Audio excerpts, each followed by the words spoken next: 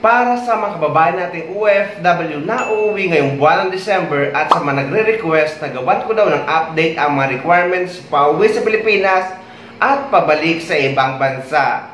Medyo busy lang kasi tayo guys sa mga pinapagawa kong bahay na papaupahan ko, kaya medyo late na tayo nakakagawa ng mga video or update.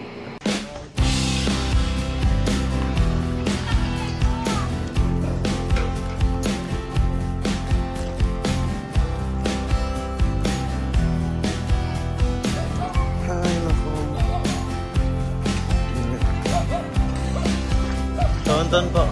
Tonton.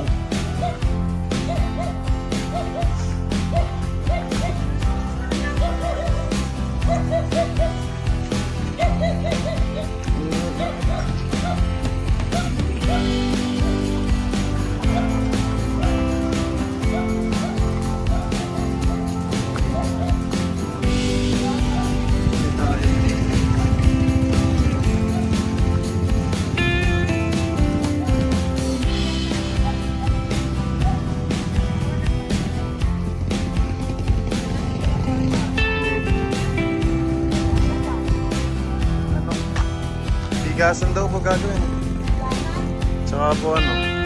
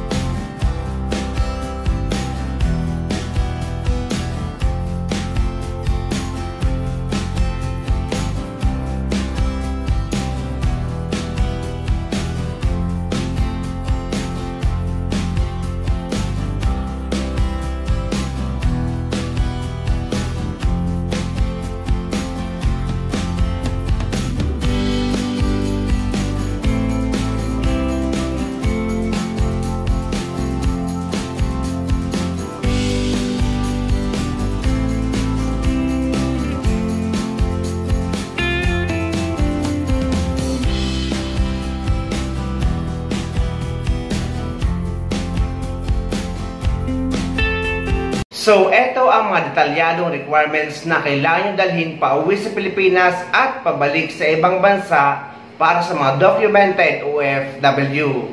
Unahin muna natin ang mga kailangan pauwi sa Pilipinas. At eto ang inyong e-travel arrival card registration. At yes guys, still required ang pagre-register sa e-travel. At mahigpit itong pinapaalala ng mga airlines. At nung umuwi nga ako dito sa Pilipinas at hanggang ngayon sa Pilipinas ako, sa ibang bansa pa lang ay hinanap na ang e-travel QR code.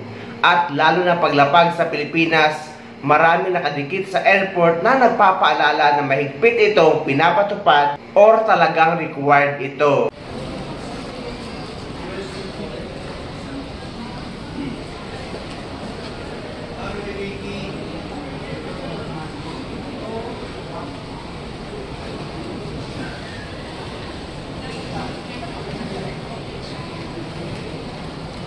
At puwera sa e-travel arrival card, ang kailangan pa pauwi sa Pilipinas ay ang inyong passport at ang inyong ticket.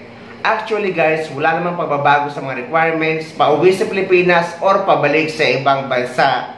Ganun pa rin naman nung buwan ng November hanggang ngayong December 2024. At dahil nga paulit-ulit na ako nagbabakasyon at pareho lang namang employer ang binabalikan ko at wala namang employment changes, hindi na ako nagpa-verify ng aking kontrata sa Polo Office sa ibang bansa dahil dati na ako nagpa-verify nung first time ko umuwi sa Pilipinas. At nakapag-acquire na ako ng UEC exemption sa PAPSBAM account ko at na-open ko naman ang aking account or PAPSBAM record. Basta guys, kapag nakapag-acquire na kayo ng UEC exemption at babalik lang din sa parehong employer, hindi na required ang panibagong Polo verified contract. Pero make sure na dalhin nyo na lang ang inyong lumang contract verification at ang latest valid contract nyo just in case man hanapin sa immigration. Kung kayo naman po ay balik manggagawa, online na po ito. Kung babalik po kayo sa inyong dating pinagtatrabahuhan, meron na pong tinatawag na OEC Exemption Certificate na inyo na pong makukuha sa sarili ninyong online account sa Department of Migrant Workers. Hindi nyo na po kailangang pumunta dito sa amin dahil dire-diretso po yung pagkuha ng OEC sa inyong online account. Ngunit para sa mga OFW na may mga employment changes, kagaya naman ng change employer, change job site, change company name, kahit pareho pa rin ang owner, nag-change position, at nag-change ng marital status na babae na napalitan ng apelyido sa passport, visa at kontrata. At yung mga first time na uuwi sa Pilipinas kahit pa mga documented OFW na hindi hawak ang kanilang PAPS-BAM account at walang kasiguraduhan sa kanilang PAPS-BAM record. Sinasuggest ko na magpa-verify kayo ng inyong kontrata para sure kayo at hindi kayo magkaproblema pagdating nyo sa Pilipinas at para makakuha kayo ng inyong OEC. Ang iba kasi mga OFW ay agency ang gumagawa ng kanilang PAPS-BAM account at hindi sa kanila nabibigay ang kanilang PAPS-BAM record or ang password at email address na ginamit sa paggawa ng kanilang account. At yung iba naman kaya pinapa-verify ko or sinasuggest ko na magpa-verify ng kontrata sa ibang bansa dahil minsan ay mayroong discrepancy. Pwede na lang kung na-open nyo ang yung PAPS-BAM account at nakapag-acquire kayo ng OEC exemption at okay naman ang record nyo, ay hindi nyo kailangan ng panibagong polo verified contract. At sa mga nakapag-verify naman para makakuha kayo ng OEC sa POA, ang kailangan nyo lang dalhin na requirements is ang inyong valid visa, ang inyong valid passport at ang inyong polo verified contract. Doon naman po sa mga dati hindi dokumentado o kaya ay babalik sa pagiging OFW, subalit may iba na po silang mga trabaho o iba na silang mga amo, meron po tayong kaunting prosesong pagdaraanan.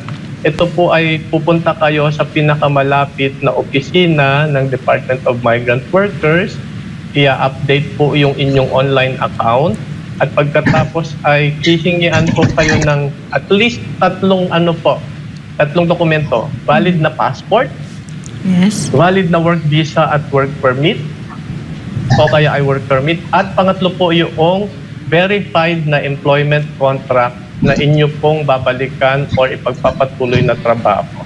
Pero merong bago ngayon guys na kapag nakapag-verify na kayo, pag-check nyo sa inyong PAPS-BAM account at nakapag-generate na kayo ng OEC or na-update na ang OEC nyo upon contract verification, ay hindi nyo na kailangan pang pumunta sa POA. So, ipaprint nyo na lang kapag updated na ang OEC nyo. Pero kapag hindi pa, ay kailangan sumadya sa POA at dalhin nyo ang mga requirements na nabanggit ko. Pumunta naman tayo sa mga requirements pabalik sa ibang bansa para sa mga documented OFW. Number 1, ang inyong e-travel departure card registration. Sa mga walang idea kung paano mag-register sa e-travel departure card, ay meron akong video tutorial na ilalagay ko sa description ng video na ito para may guide kayo. Number 2, ang inyong OEC or OEC exemption. Number 3, ang inyong valid visa. Pero sa mga taga-UAE or United Arab Emirates, ang visa natin guys ay ang ating Emirates ID na. At yun ang ipapakita nyo sa immigration. Number 4, ang inyong passport, ticket, at number 6, ang inyong OWA membership. So wag na wag nyo kakalimutan mag-renew ng inyong OWA membership at dumaan sa OFW Lounge para kunin ang inyong OFW e-card. So yan lang guys ang mga updated requirements pauwi sa Pilipinas at pabalik sa ibang bansa para sa mga kapwa natin OFW. At huwag kayong mag-alala dahil wala naman ding pagbabago. So ayun guys, sana may nakuha kayong idea at sana nakatulong ang video na ito sa inyo. At sa mga hindi pa dyan nakasubscribe sa channel ko, please don't forget to subscribe my YouTube channel. Please click the notification bell para lagi updated sa mga upcoming videos na gagawin ko tungkol sa mga updates sa ating mga OFW. Mula dito sa Pilipinas, maraming salamat. See you next time.